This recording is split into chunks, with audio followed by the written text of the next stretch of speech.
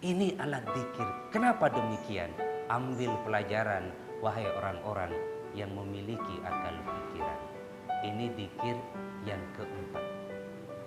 Yang kelima, zikir memiliki arti fadzakir fa inna dzikra tanfa'ul mu'minin. Mengajak atau berdakwah kepada sesama kita. Berikan peringatan, karena sesungguhnya peringatan itu bermanfaat bagi orang-orang yang beriman.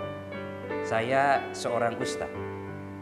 Memang ceramah ke sana ke sini, masuk kampung, keluar kampung.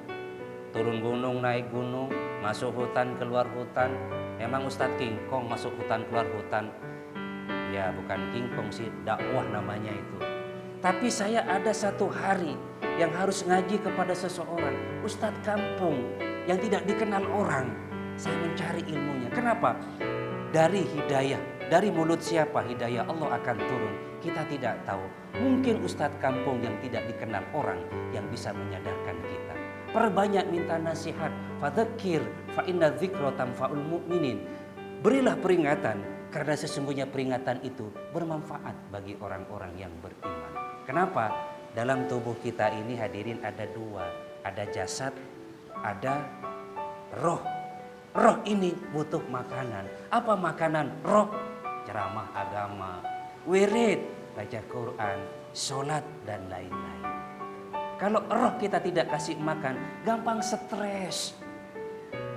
Air aki campur bodrek diminum. Gara-gara suami tidak pulang-pulang 3 kali puasa, 3 kali lebaran. Gantung diri, stres, mati. Kenapa? Rohaninya kering hadirin. Minta nasihat kepada ustaz. Ada ustadzah di kampung kita. Jadi yang kelima adalah memberi nasihat. Zikir memiliki arti memberi nasihat. Dan yang terakhir adalah zikir memiliki arti menyebut dengan lidah, membenarkan dengan hati. Caranya bagaimana?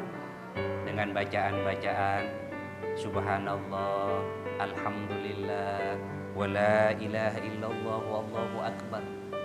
Subhanallah, kalimat ini hadirin kalimat padat, singkat, tapi bertenaga gaib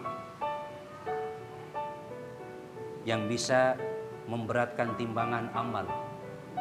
Kalimatani khafifatani fil lisan, thaqilatani fil mizan. Ada dua kalimat yang berat, yang ringan di lisan tapi berat di timbangan amal. Apa itu? Subhanallah, walhamdulillah, wala ilaha illallah, wallahu akbar. Cuma hadirin, dari segala macam zikir yang saya sebutkan tadi, ada menunaikan sholat Jumat, membaca Al-Quran, mencari ilmu, mempelajari sejarah masa silam, dan berdakwah. Ada zikir yang paling afdol. Afdolul dzikri fa'lam annahu la ilaha illallah. Kalimat singkat tapi yang bisa menggoncangkan ars, menggetarkan Allah.